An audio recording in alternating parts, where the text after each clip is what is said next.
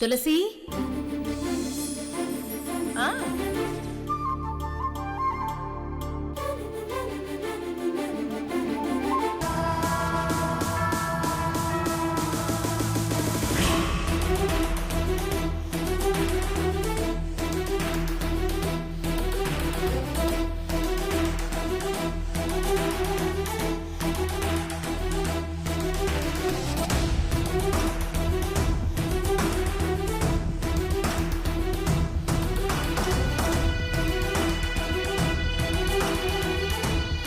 ఏ గోవర్ధన్ తలుపు తీ.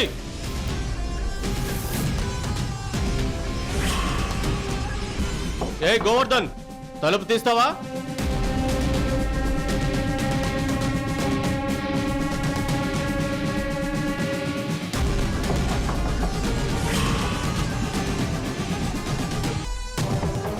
ఏ గోవర్ధన్ బద్దలు కొట్టి లోపలికి రమ్మంటావా?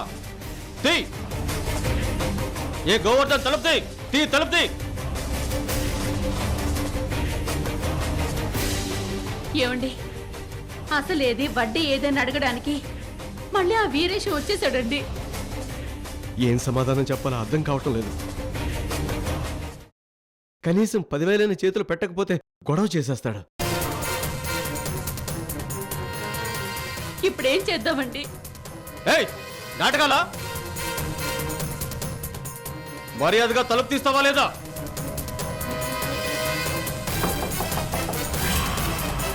ఏమండి, చుట్టుపక్కల వాళ్ళందరూ మన ఇంటి వైపే చూస్తున్నారండి. ఏదో ఒక సమాధానం చెప్పండి. పదండి.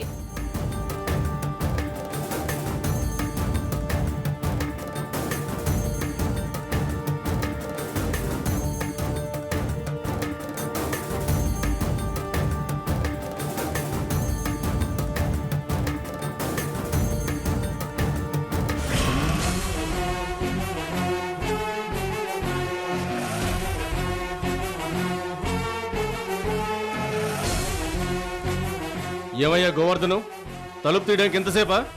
ఏది అసలేది వడ్డీ ఏది?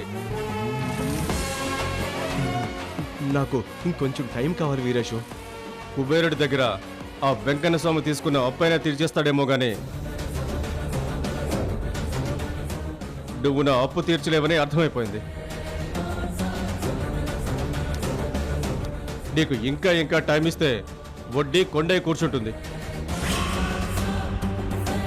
అంత డబ్బైతే తీర్చడానికి నువ్వు ఇంకో జన్మెత్తాలి. ఇంకో జన్మలో నేను పుడతానో లేదో తెలీదు, నువ్వు పుడతావో లేదో తెలీదు, ఈ అప్పు గుర్తుంటుందో లేదో కూడా తెలీదు. అందుకే ఏ జన్మ లెక్క ఆ జన్మలో తేల్చుకోవాలి. నిన్ను ఊరందరి ముందు ఒక దొంగను స్తంభానికి కట్టేసినట్టు కట్టేసి నువ్వు నా అసలు వడ్డీ ఎగ్గొట్టాలని చూస్తున్నావని ఊరందరికీ తెలిసేలా చేస్తాను. అప్పుడైనా నీకు సిగ్గొచ్చి బుద్ధి వచ్చి నా డబ్బు కడతావు.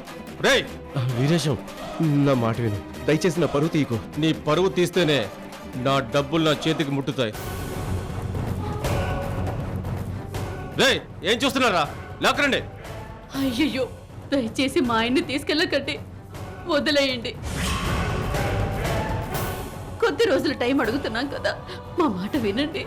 వినేదేమీ లేదు, తేల్చుకోవడమే. రే లాక్కరండి రా.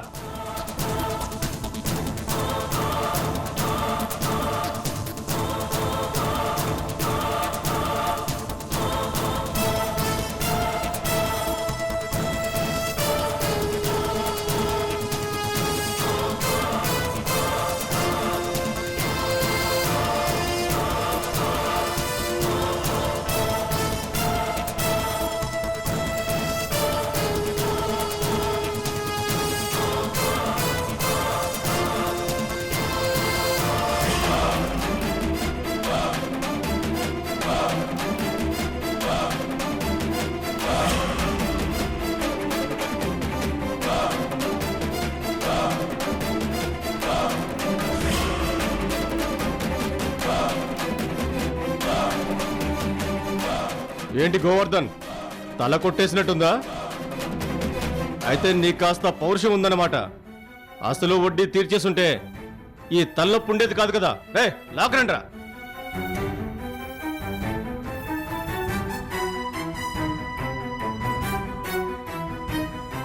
తులసక్క ఏంటి గోవర్ధన్ పెద్దయ్యని ఆ, ఆ కరసామ వీరేశం లాతల్తున్నాడు. ఏంటి ఏంటి నువ్వు అనేది?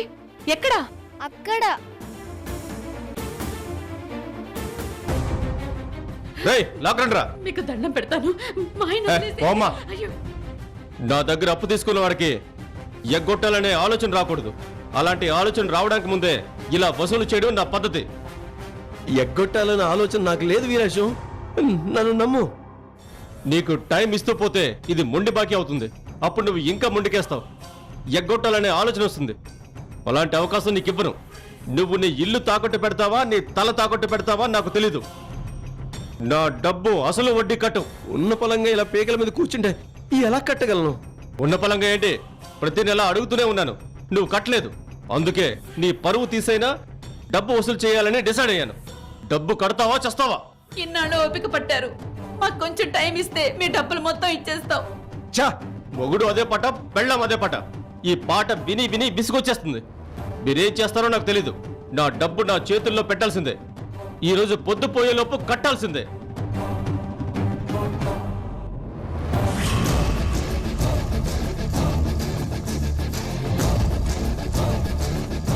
వీరేశం, ఏంట్రా నీ దౌర్జన్యం?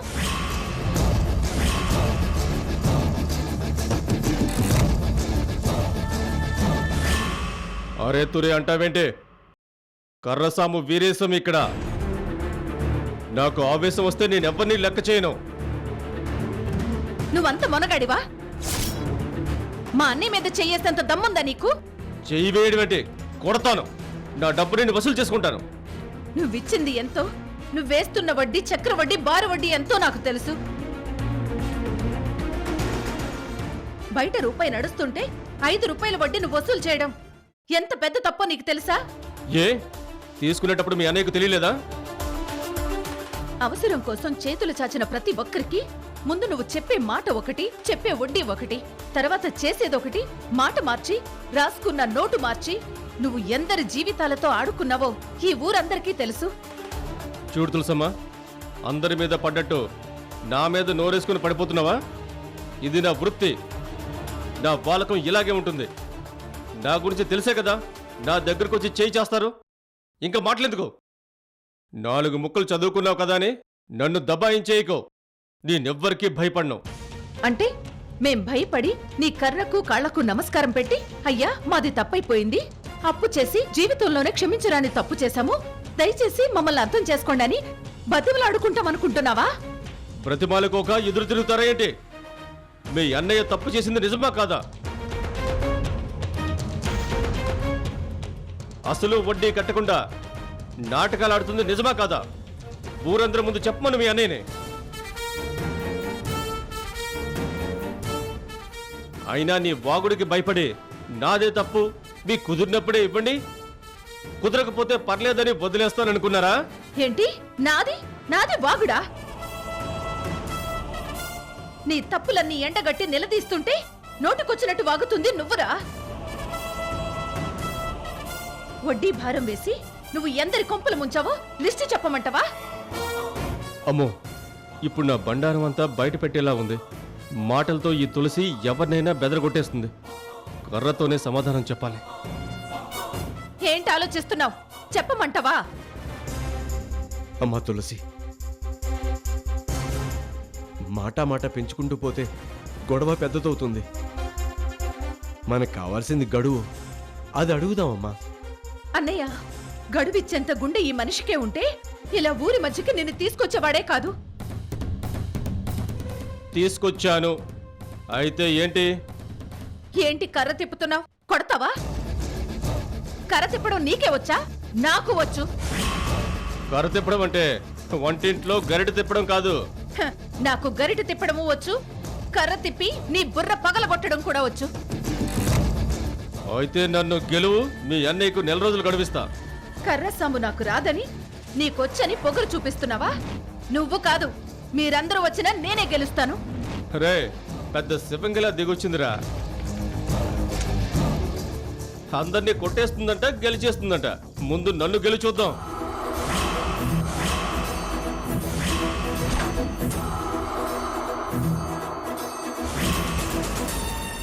అమ్మ తులసి, అమ్మా తులసి, ఇప్పుడు ఈ గొడవ ఎందుకమ్మా? వద్దమ్మా. నువ్వేం భయపడకూదునా, నాకేం కాదు. హ, ఇలాంటి వాళ్ళు 100 మంది వచ్చినా నేను సమాధానం చెప్పగలను. అబ్బా ఏయ్!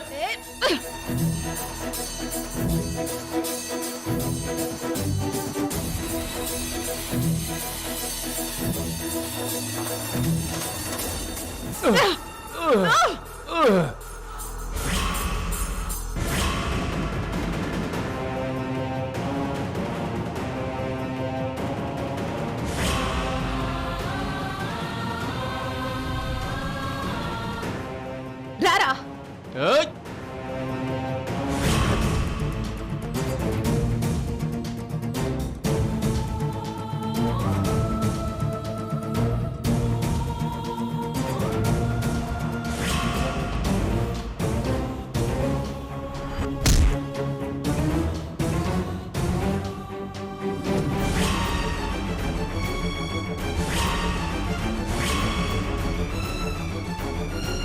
రారా. ఏయ్!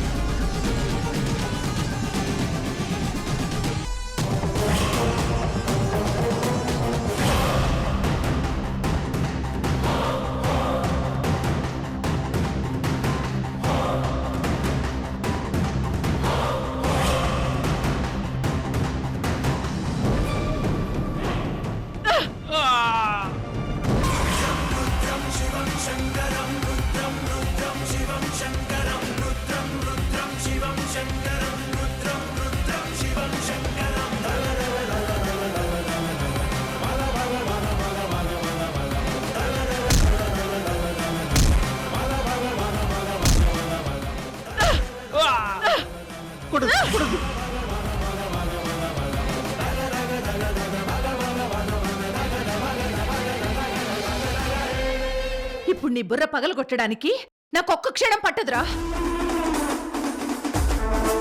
అలా చేస్తే నీకు నాకు తేడా ఏముంటుంది?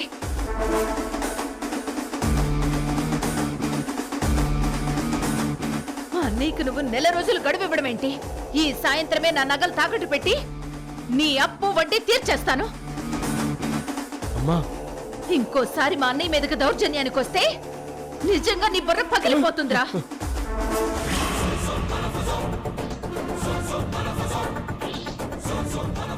అమ్మా తులసి, ఛీ! పదన్నయ్య.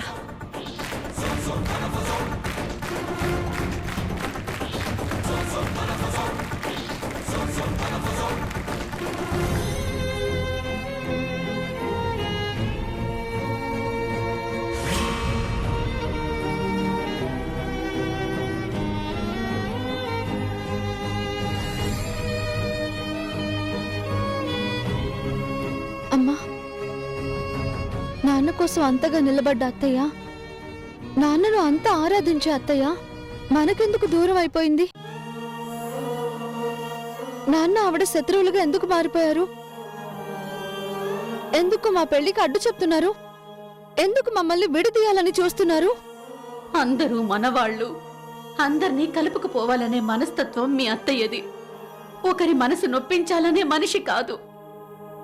అలాంటి మీ అత్తయ్య మిమ్మల్ని విడదీయాలని చూడదు. కానీ విడిపోయే పరిస్థితి వస్తుంది. దానికి కారణం ఎవరు? నాన్న, అత్తయ్య కదా.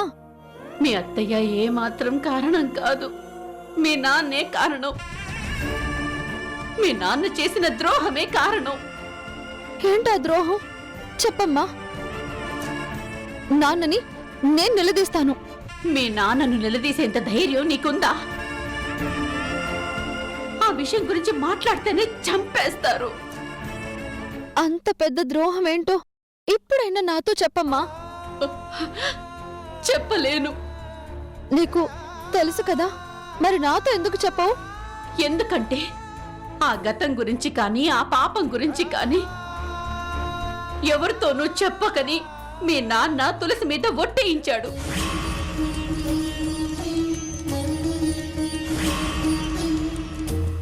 నేను వేసిన ఒట్టు మర్చిపోయి జరిగిందేంటో చెప్తే తులసి ప్రాణాలకు ఏదైనా హాని జరగొచ్చు. మీ నాన్న వల్ల ఆ కుటుంబానికి జరిగిన ఒక ఘోరం అన్యాయం చాలు. ఇక నా వల్ల కూడా జరిగితే అది నేను భరించలేను. ఈ విషయం ఇంకెప్పుడు అడగాలని చూడకు. అమ్మా,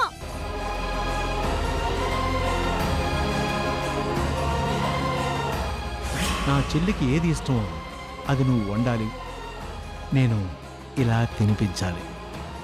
నువ్వు ఆం పట్టమ్మా.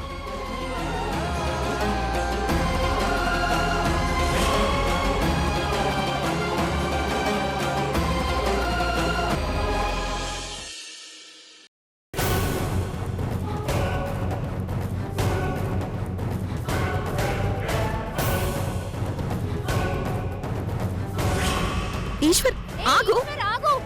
ఝాన్సీని అలా లాక్కెళ్తున్నావేంటి? ఆవేశంలో కొట్టేలా ఉన్నావు, ఇంట్లో నుంచి గెంటేసేలా ఉన్నావు.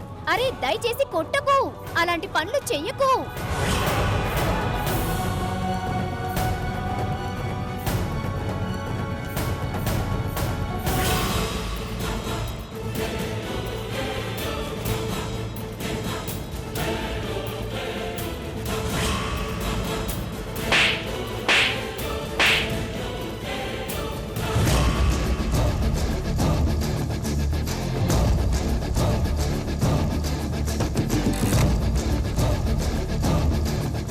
ఈశ్వర్ని కావాలని రెచ్చగొట్టి నన్ను కొట్టే ఆలోచన తెప్పించి నన్ను అవమానించావు కదా. పెద్ద కోడలు అని నీ అహంకారాన్ని అణచివేసి ఈ ఇంట్లో పెద్ద కోడలి కంటే నేనే గొప్ప కోడలు నన్ను అనిపించుకుంటాను. అమ్మ కాదు భార్య గొప్ప అని ఈశ్వర్తో కూడా అనిపించుకుంటాను. ఈశ్వర్ ముందు నన్ను నువ్వు అవమానించినందుకు నిన్ను ఎలా ఆడుకుంటానో చూడు. నిన్ను పని మనిషిలా ఎలా వాడుకుంటానో చూడు.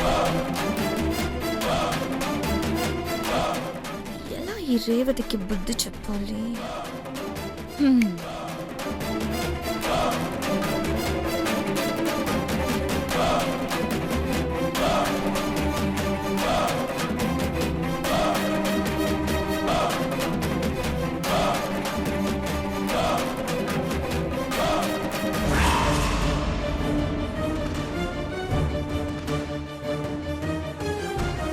నువ్వు నన్ను మా ఆయన ముందు ఇరికిస్తే నేను మీ ఆయన ముందు నిన్ను ఇరికిస్తాను చూడు.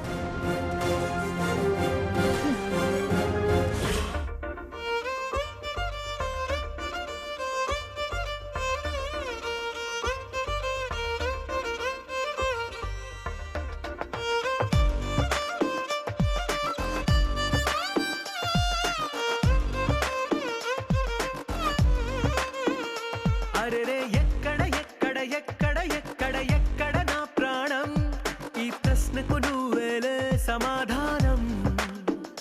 అరెరే ఎప్పుడు ఎప్పుడు ఎప్పుడు ఎప్పుడు నీతో నా పయనం, ఈ ప్రశ్నకు బదులేగా ఈ నిమిషం. మాటల్లే మరిచే సంతోషం, పాటలే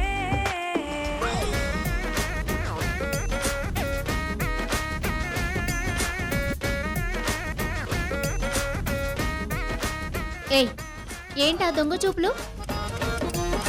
ఎగ్జామ్ కి సిన్సియర్ గా ప్రిపేర్ అవుతున్నావు, అది కాస్త గాలి కొదిలేసి ఆ చూపులేంటి? ఇది మరీ అన్యాయం. నిన్ను ఎలాగో ముట్టుకొనివ్వకుండా నన్ను దూరం పెట్టేశావు. కనీసం చూసుకోవడం కూడా తప్పేనా? దొంగ చూపులని దానికొక పేరు. కట్టుకున్న భార్యని దొంగ చూపు చూసే దురదృష్టవంతుడు ఈ ప్రపంచంలో నేను ఒక్కడేనేమో. ఏంటో నీ పంతం, నాకేంటో ఈ అగ్ని పరీక్ష.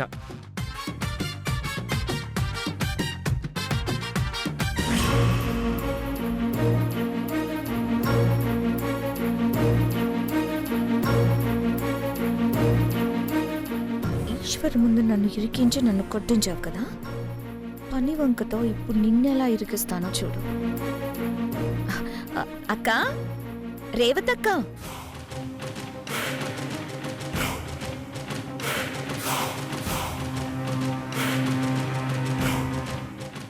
ఎంత స్వీట్గా అక్క అని పిలుస్తుందేంటి? ఈ స్వీట్లో ఎంత విషం ఉందో.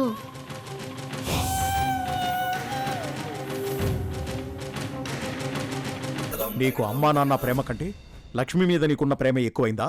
ఎక్కువైందని నేను చెప్పట్లేదు నాన్న, కానీ మీ తర్వాత నాకు కావాల్సిన ఒకే ఒక్క ప్రేమ అది లక్ష్మి మాత్రమే. లక్ష్మి మీద నీకున్న ప్రేమను నువ్వు మర్చిపోవాల్సిందే. శాశ్వతంగా నువ్వు లక్ష్మిని మర్చిపోవాల్సిందే.